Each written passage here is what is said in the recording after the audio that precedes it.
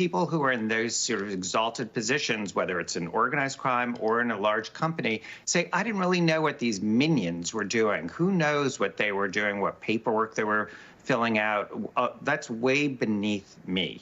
That's sort of a standard argument that you have to be prepared for if you are a prosecutor when you're bringing a case against people who are not doing the dirty work themselves.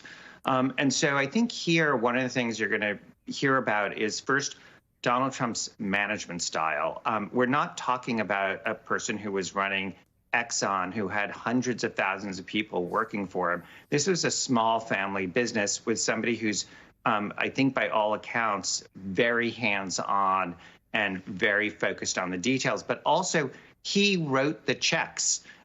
So you're going to see checks that he signed. And I think that in itself is going to be very compelling evidence because he reimbursed Michael Cohen for the hush money payments is what you're going to hear. But it wasn't on a one-to-one basis.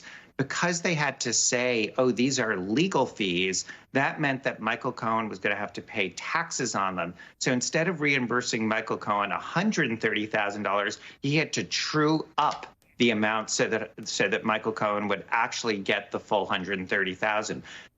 You wouldn't need to do that if these were actually legal fees. This is not how this would work.